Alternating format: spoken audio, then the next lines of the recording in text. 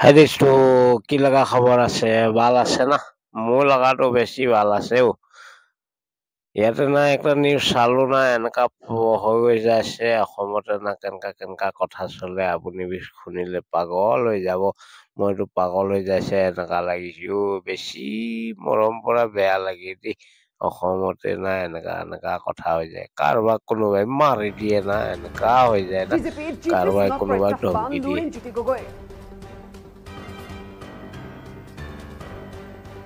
বিজেপিৰ এজেণ্ট হিচাপে আপুনি কাম নকৰিব। বিজেপিক ঢাল হিচাপে ব্যৱহাৰ কৰিছে অসমৰ মুখ্যমন্ত্ৰী হিমন্ত বিশ্ব শৰ্মাই। মনত ৰাখিব, আপুনি এজন পাব্লিক চাৰ্ভেণ্ট। সীমাৰেখা অতিক্ৰম কৰি কথা নকব, এনেদৰে এতিয়া প্ৰত্যাহ্বান জনোৱা পৰিলক্ষিত হৈছে। বিজেপিক প্ৰত্যাহ্বান এজেপিৰ সভাপতি লুৰিণজ্যোতি গগৈ। বিৰোধী ঐক্যই অসম বন্ধৰ হুংকাৰ দিয়াৰ পাছতেই জি পি সিঙে কৰিছিল টুইট। পুৰণি পোষ্টৰ আঁত ধৰি জি পি সিঙে দিছিল বাৰ্তা। অসম বন্ধ দিলে ভৰিব লাগিব 1,643 কোটি টকাৰ, অৰ্থাৎ 1,643 কোটি টকাৰ ক্ষতিপূৰণ। গুৱাহাটী হাইকোৰ্টৰ এটা নিৰ্দেশ টুইটত প্ৰকাশ কৰিছিল জি পি সিঙে। এই টুইটৰ পাছতে গৰজি উঠিছে লুৰিণজ্যোতি গগৈ।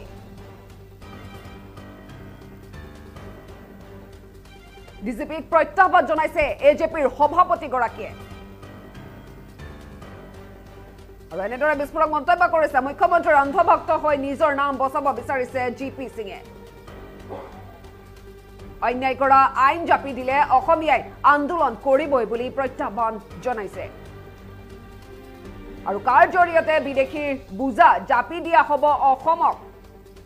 বিজেপিয়ে দিয়া বন্ধৰ হিচাপো দিলে লুৰিণজ্যোতি গগৈ। মুহূৰ্তৰ আটাইতকৈ ডাঙৰ খবৰ, ডিজিপি জি পি সিঙক প্ৰত্যাহ্বান লুৰিণজ্যোতি গগৈ। বিজেপিৰ এজেণ্ট হিচাপে আপুনি কাম নকৰিব, ডিজিপিক ঢাল হিচাপে ব্যৱহাৰ কৰিছে অসমৰ মুখ্যমন্ত্ৰী হিমন্ত বিশ্ব শৰ্মাই। এনেদৰে বিস্ফোৰক মন্তব্য কৰিছে। মনত ৰাখিব, আপুনি এজন পাব্লিক চাৰ্ভেণ্ট হয়, গতিকে সীমাৰেখা অতিক্ৰম কৰি কথা নকব বুলি প্ৰত্যাহ্বান জনাইছে। ডিজিপিক প্ৰত্যাহ্বান এজেপিৰ সভাপতি লুৰিণজ্যোতি গগৈ। কি কৈছিলে মন্তব্য শুনাব বিচাৰিছো।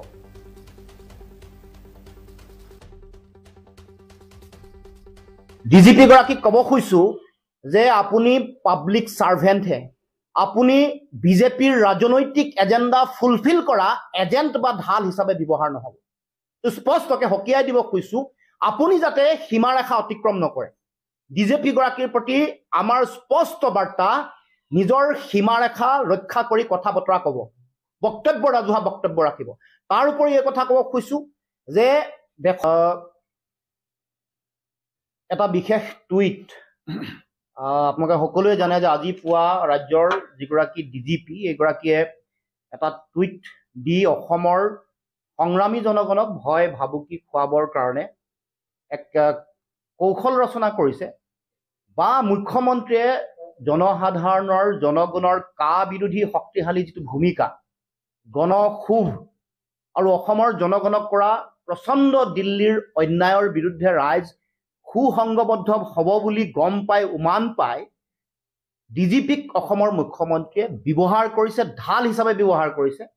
ব্যৱহাৰ কৰি ডিজিপি গৰাকীৰ যোগেদি মুখ্যমন্ত্ৰীৰ যিটো লক্ষ্য বা যিটো ভয় ভাবুকি, সেইটো কৰিবৰ কাৰণে চিন্তা চৰ্চা কৰিছে। গতিকে এই যিটো টুইট, এই টুইটৰ লগত মুখ্যমন্ত্ৰীৰ যিটো অসমৰ সংগ্ৰামী মানুহক ভয় ভাবুকি খোৱাৰ যিটো কথা, এইটো জড়িত হৈ আছে। টুইটটোত কৈছে যে যদিহে অসম বন্ধ দিয়ে, তেতিয়াহ'লে অসমৰ GSDPৰ 1,643 কোটি টকা বোলে ক্ষতিপূৰণ ভৰিব লাগিব। ডিজিপি গৰাকীক ক'ব খুজিছো যে আপুনি পাব্লিক চাৰ্ভেণ্টহে, আপুনি বিজেপিৰ ৰাজনৈতিক এজেণ্ডা ফুলফিল কৰা এজেণ্ট বা ঢাল হিচাপে ব্যৱহাৰ নহ'ব। স্পষ্টকৈ সকীয়াই দিব খুজিছো, আপুনি যাতে সীমাৰেখা অতিক্ৰম নকৰে। ডিজিপি গৰাকীৰ প্ৰতি আমাৰ স্পষ্ট বাৰ্তা, নিজৰ সীমাৰেখা ৰক্ষা কৰি কথা বতৰা ক'ব, বক্তব্য ৰাজহুৱা বক্তব্য ৰাখিব। তাৰ উপৰি এই কথা ক'ব খুজিছো যে দেশত আইন আছে, আইনৰ শাসন চলে, ৰুল অফ ল, গতিকে আইন ভংগ হলে শাস্তি কেনেকে হ'ব লাগে, কি হ'ব কি নহ'ব, সেই সম্পৰ্কত আইনীভাৱে গোটেই কথাটো কোৱা হয়। গতিকে গোটেই বিষয়টো আৰম্ভ নোহোৱাৰ আগতে আইনৰ আদালতৰ কথা দোহাই দি জনতাক ভয় ভাবুকি খুৱাব, এইটো গ্ৰহণীয় নহয়। এতিয়া আমি ডিজেপি গৰাকীক প্ৰত্যাহ্বান জনাব খুজিছো। কিছুদিনৰ আগতে হাফ হলিডে দিয়া হৈছিল, তাৰ কাৰণে ক্ষতি হোৱা 8,821.5 কোটি টকা সংগ্ৰহ কৰক বিজেপিৰ পৰা। এইটো বিজেপিৰ ৰাজনৈতিক এজেণ্ডা ফুলফিল কৰিবৰ কাৰণে বন্ধ দিছিল, হাফ হলিডে দিছিল নহয়। 821.5 কোটি টকা সংগ্ৰহ কৰি ডিজিপি গৰাকীয়ে সাহস দেখুৱাওক। আৰু তেওঁ হয়তো নাজানে, তেওঁ মুখ্যমন্ত্ৰীৰ নিৰ্দেশ পালন কৰি তেওঁ ঢাল হিচাপে অন্ধভক্ত হৈ নিজৰ নাম বহাবৰ কাৰণে আজি টুইট কৰিছে। তেওঁ গম নাপায় যে 2012 চনৰ 20 ছেপ্টেম্বৰত বিজেপিয়ে ভাৰত বন্ধ দিছিল। তেওঁ হয়তো গম নাপায় যে 2010 চনৰ 5 জুলাইত NDA ভাৰত বন্ধ দিছিল মূল্যবৃদ্ধিৰ বিৰুদ্ধে। আৰু এটা দিনৰ আগত 27 ফেব্ৰুৱাৰী 2024ত দিল্লী বন্ধ বিজেপিয়ে ঘোষণা কৰিছে। গতিকে এইবোৰ সম্পৰ্কত ডিজিপিৰ স্থিতি কি হ'ব, এইবোৰত তেওঁ কি ভূমিকা পালন কৰিব? তাৰ লগে লগে 2002 চনৰ 31 অক্টোবৰ তাৰিখে বিজেপিয়ে দিয়া অসম বন্ধত সফল হোৱাৰ কাৰণে সেই সময়ত তেওঁলোকৰ কেন্দ্ৰীয় যিগৰাকী সাধাৰণ সম্পাদক মুক্তাৰ আব্বাছ নাকভিয়ে তেওঁলোকৰ ৱেবছাইটত অসমৰ জনসাধাৰণক ধন্যবাদ দিয়া আজিও পাব। গতিকে এয়া হ'ল পৰিক্ৰমা। তাৰ উপৰিও অসমৰ জনসাধাৰণে 2018 চনত যেতিয়া অসমত বিভিন্ন দল সংগঠনে কাৰ বিৰুদ্ধে তেওঁলোকে বন্ধ ঘোষণা কৰিছিল, তেওঁলোকৰ সহযোগী বিজেপিৰ সহযোগী দল অসম গণ পৰিষদে ইয়াৰ সমৰ্থন দিছিল। সমৰ্থন দিয়াৰ বাবদ 821.50 কোটি টকা অসম গণ পৰিষদৰ পৰা অসমৰ ডিজিপিয়ে সংগ্ৰহ কৰিলে নে নাই কৰা, এইটো প্ৰশ্নৰ উত্তৰ বিচাৰিছো। আৰু সেই সময়ত সদৌ অসম ছাত্ৰ সন্থা, ময়ো সাধাৰণ সম্পাদক আছিলোঁ, আমি ঘোষণা কৰা বিভিন্ন সময়ত বন্ধ সেই সময়ত বিজেপি সমৰ্থন কৰিছিল। সমৰ্থন দিয়াৰ বাবদ দিব লগা 1/3 হ'ব, 1/5 হ'ব, বা 7 ভাগৰ 1 ভাগ হ'ব। অসমৰ জিডিপিৰ 1643 কোটি টকাৰ 1/5 যিমান হ'ব, সেইবোৰ বিজেপিৰ পৰা সেই সময়ত সংগ্ৰহ কৰিছে নাই কৰা? অসমৰ যিগৰাকী ডিজিপি, তেওঁক প্ৰশ্ন কৰিব খুজিছো। এইবোৰ প্ৰথম সংগ্ৰহ কৰি লওক। অসমৰ জনগণক যি সময়ত আইনখন জাপি দি লাখ লাখ বিদেশীৰ বোজা অসমক জাপি দিব খোজা হৈছে, দিল্লীয়ে অন্যায় কৰিছে। অসমৰ জনসাধাৰণে আন্দোলন কৰিলে, সংগ্ৰাম কৰিলে অসমৰ মানুহৰ বিৰুদ্ধে ভয় ভাবুকি দিব। তেওঁলোকক টকা পইচাৰ এটা জৰিমনা জাপি দিবলৈ উঠি পৰি লাগিব। অন্যায় কৰা হৈছে অসমৰ মাটি ভেটি, ভাষা, কৃষ্টি, সংস্কৃতি, ৰাজনৈতিক অধিকাৰৰ ভৱিষ্যত, অসমৰ অৰ্থনৈতিক ভৱিষ্যত ধ্বংস কৰি দিয়া এখন আইন জাপি দিছে। অসমৰ ৰাইজে মাত নামাতিব নেকি? অসমৰ ৰাইজে আন্দোলন নকৰিব নেকি? সংগ্ৰাম নকৰিব নেকি? গণতান্ত্ৰিক অধিকাৰ সাব্যস্ত নকৰিব নেকি? য'ত অসমক অন্যায় কৰা হৈছে, সেই অন্যায়ৰ বিৰুদ্ধে মাত মাতি কৰিব খোজা সংগ্ৰামখন বন্ধুকৰ ভয় ভাবুকি খুৱাই, অৰ্থনৈতিক জৰিমনা দিয়াৰ ভয় ভাবুকি খুৱাই, তাকো মুখ্যমন্ত্ৰীৰ ঢাল হৈ এনেকুৱা ধৰণৰ কথা বতৰা নক'ব। আমি সীমাৰেখা মনত ৰাখি বক্তব্য ৰাখিবৰ কাৰণে ডিজিপি গৰাকীক আমি আহ্বান জনাইছোঁ। গতিকে মুখ্যমন্ত্ৰীৰ বিজেপিৰ এজেণ্ট আৰু ঢাল হৈ কথা বতৰা নক'ব, কাম কাজ নকৰিব।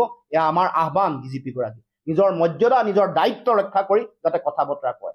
আমি অসমৰ সমাজ জীৱন, আমাৰ ভৱিষ্যত অন্ধকাৰ দিশলৈ গতি কৰিব। 10 লাখ, 20 লাখ, 5 লাখ যিমান নহওক লাগিলে, যিমানেই হওক, আমাৰ মাটি ভেটি তেওঁলোকক দিব লাগিব নাগৰিকত্ব দিয়াৰ পিছত। য'ত অসমৰ মানুহ, খিলঞ্জীয়া অসমীয়া ভূমিপুত্ৰ মানুহ 8 লাখ বানপানী, গৰাখহনীয়া, প্ৰাকৃতিক দুৰ্যোগৰ ফলত ভূমিহীন হৈ জীয়াই থাকিব লগা হৈছে।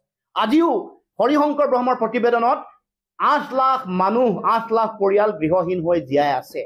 বিধানসভাৰ মজিয়াত যোগেন মোহনে দিয়া তথ্যত দুবাৰ দিছে 5 লাখৰ পৰা 6 লাখ মানুহ ভূমিহীন হৈ থকাৰ তথ্য ইতিমধ্যে বিধানসভাৰ মজিয়াত আছে। তাৰ পাছতো এই আইনখনৰ বিৰোধিতাৰ যুক্তিযুক্ত দিল্লীত ক'ব। এয়া মন্তব্য আপোনালোকে স্পষ্টকৈ শুনিবলৈ পাইছে।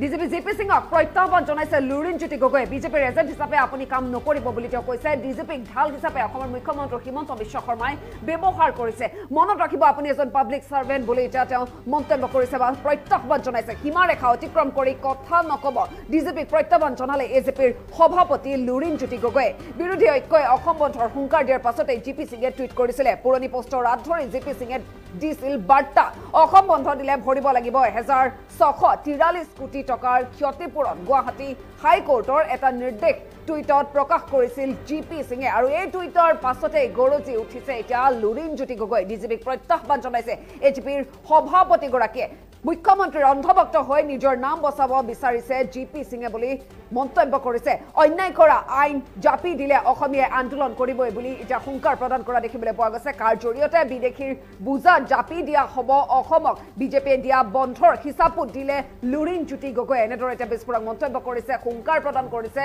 ডিজিপি জিপি সিঙক প্ৰত্যাহ্বান জনাইছে লুৰিণজ্যোতি গগৈয়ে বিজেপিৰ এজেণ্ট হিচাপে আপুনি কাম নকৰিব বুলি এনেদৰে সংবাদ মাধ্যমৰ আগত এতিয়া মন্তব্য কৰিছে দাবী কৰিছে আপুনি তাৰ লগতে দাবী কৰিছে যে আন্দোলন কৰিবই যদি এনে পৰিস্থিতি হয় তেতিয়া অসমীয়া আন্দোলন কৰিবই ডিজিপিক ঢাল হিচাপে ব্যৱহাৰ কৰিছে অসমৰ মুখ্যমন্ত্ৰী হিমন্ত বিশ্ব শৰ্মাই এনেদৰে মন্তব্য কৰিছে লুৰিণজ্যোতি গগৈয়ে ডিজিপিক প্ৰত্যাহ্বান জনোৱা পৰিলক্ষিত হৈছে আৰু তাৰ লগতে কৈছে মনত ৰাখিব আপুনি এজন পাব্লিক সাৰ্ভেণ্ট হয় গতিকে সীমাৰেখা অতিক্ৰম কৰি কথা নকব ডিজিপিক প্ৰত্যাহ্বান জনালে এনেদৰে এতিয়া এজেপিৰ সভাপতি লুৰিণজ্যোতি গগৈয়ে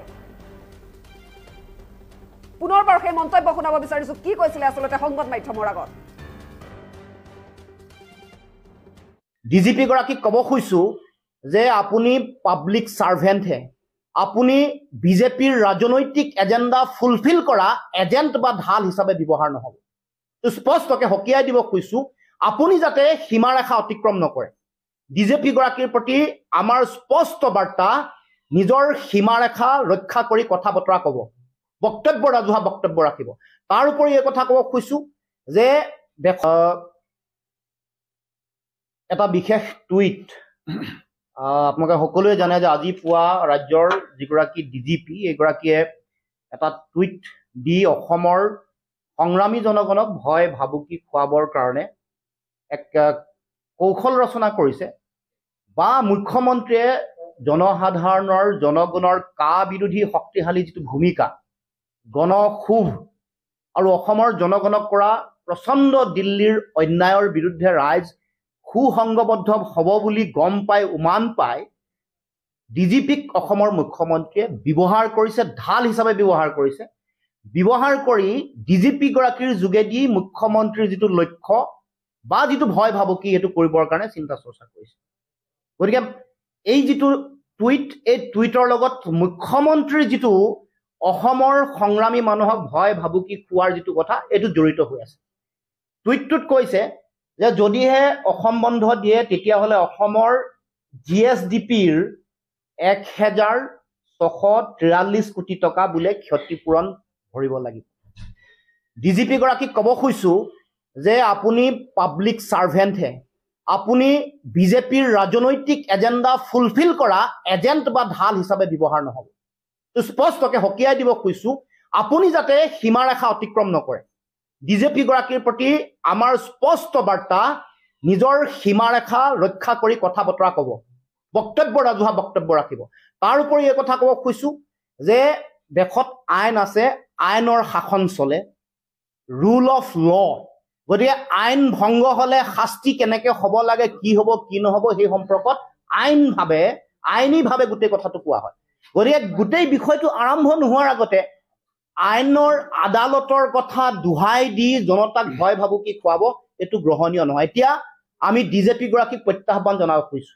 কিছুদিনৰ আগতে হাফ হলিডে দিয়া হৈছিল তাৰ কাৰণে ক্ষতি হোৱা 8,821.5 কোটি টকা সংগ্ৰহ কৰক বিজেপিৰ পৰা এইটো বিজেপিৰ ৰাজনৈতিক এজেণ্ডা ফুলফিল কৰিবৰ কাৰণে বন্ধ দিছিল হাফ হলিডে দিছিল নহয় 821.5 কোটি টকা সংগ্ৰহ কৰি ডিজিপি গৰাকীয়ে সাহস দেখুৱাওক আৰু তেওঁ হয়তো নাজানে তেওঁ মুখ্যমন্ত্ৰীৰ নিৰ্দেশ পালন কৰি তেওঁ ঢাল হিচাপে অন্ধভক্ত হৈ নিজৰ নাম বহাবৰ কাৰণে আজি এই টুইট কৰিছে তেওঁ গম নাপায় যে 2012 চনৰ 20 ছেপ্টেম্বৰত বিজেপিয়ে ভাৰত বন্ধ দিছিল তেওঁ হয়তো গম নাপায় যে 2010 চনৰ 5 জুলাইত NDA ভাৰত বন্ধ দিছিল মূল্য বৃদ্ধিৰ বিৰুদ্ধে আৰু এটা দিনৰ আগত 27 ফেব্ৰুৱাৰী 2024ত দিল্লী বন্ধ বিজেপি ঘোষণা কৰিছে গতিকে এইবোৰ সম্পৰ্কত ডিজিপিৰ স্থিতি কি হ'ব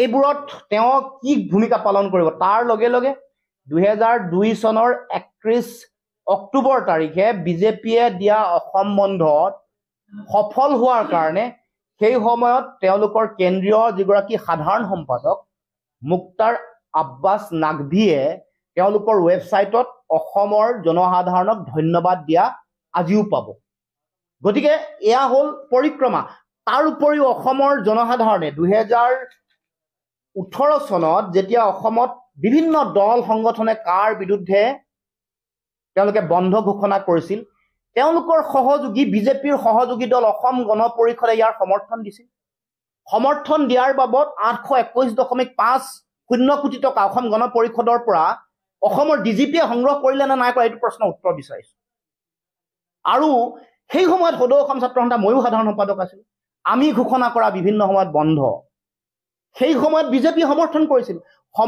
সমৰ্থন দিয়াৰ বাবদ দিব লগা 1/3 হ'ব 1/5 হ'ব বা 7 ভাগৰ 1 ভাগ হ'ব অসমৰ জিডিপিৰ 1643 কোটি টকাৰ 1/5 যিমান হ'ব সেইবোৰ বিজেপিৰ পৰা সেই সময়ত সংগ্ৰহ কৰিছে নাই কৰা অসমৰ যিগৰাকী ডিজিপি তেওঁক প্ৰশ্ন কৰিব খুজিছে এইবোৰ প্ৰথম সংগ্ৰহ কৰিল অসমৰ জনগণক যি সময়ত আইনখন জাপি দি লাখ লাখ বিদেশীৰ বুজা অসমক জাপি দিব খোজা হৈছে দিল্লীয়ে অন্যায় কৰিছে অসমৰ জনসাধাৰণে আন্দোলন কৰিলে সংগ্ৰাম কৰিলে অসমৰ মানুহৰ বিৰুদ্ধে ভয় ভাবুকি দিব তেওঁলোকক টকা পইচাৰ এটা জৰিমনা জাপি দিবলৈ উঠি পৰি লাগিব অন্যায় কৰা হৈছে অসমৰ মাটি ভেটি ভাষা কৃষ্টি সংস্কৃতি ৰাজনৈতিক অধিকাৰৰ ভৱিষ্যত অসমৰ অৰ্থনৈতিক ভৱিষ্যত ধ্বংস কৰি দিয়া এখন আইন জাপি দিছে অসমৰ ৰাইজে মাত নামাতিব নেকি অসমৰ ৰাইজে আন্দোলন নকৰিব নেকি সংগ্ৰাম নকৰিব নেকি গণতান্ত্ৰিক অধিকাৰ সাব্যস্ত নকৰিব নেকি য'ত অসমক অন্যায় কৰা হৈছে সেই অন্যায়ৰ বিৰুদ্ধে মাত মাতি কৰিব খোজা সংগ্ৰামখন বন্ধুকৰ ভয় ভাবুকি খুৱাই অৰ্থনৈতিক জৰিমনা দিয়াৰ ভয় ভাবুকি খুৱাই তাকো মুখ্যমন্ত্ৰীৰ ঢাল হৈ এনেকুৱা ধৰণৰ কথা বতৰা নক'ব আমি সীমাৰেখা মনত ৰাখি বক্তব্য ৰাখিবৰ কাৰণে ডিজিপি গৰাকীক আমি আহ্বান জনাইছো গতিকে মুখ্যমন্ত্ৰীৰ বিজেপিৰ এজেণ্ট আৰু ঢাল হৈ কথা বতৰা নক'ব কাম কাজ নকৰিব এয়া আমাৰ আহ্বান ডিজিপি গৰাকী নিজৰ মৰ্যাদা নিজৰ দায়িত্ব ৰক্ষা কৰি যাতে কথা বতৰা কয় আমি অসমৰ সমাজ জীৱন আমাৰ ভৱিষ্যত অন্ধকাৰ দিশলৈ গতি কৰিব 10 লাখ 20 লাখ 5 লাখ যিমান নহওক লাগিলে যিমানেই হওক আমাৰ মাটি ভেটি তেওঁলোকক দিব লাগিব নাগৰিকত্ব দিয়াৰ পিছত য'ত অসমৰ মানুহ খিলঞ্জীয়া অসমীয়া ভূমিপুত্ৰ মানুহ 8 লাখ বানপানী গৰাখহনীয়া প্ৰাকৃতিক দুৰ্যোগৰ ফলত ভূমিহীন হৈ জীয়াই থাকিব লগা হৈছে আজিও হৰিশংকৰ ব্ৰহ্মৰ প্ৰতিবেদনত 8 লাখ মানুহ 8 লাখ পৰিয়াল গৃহহীন হৈ জীয়াই আছে বিধানসভাৰ মজিয়াত যোগেন মোহনে দিয়া তথ্যত দুবাৰ দিছে 5 লাখৰ পৰা 6 লাখ মানুহ ভূমিহীন হৈ থকাৰ তথ্য ইতিমধ্যে বিধানসভাৰ মজিয়াত আছে তাৰ পাছতো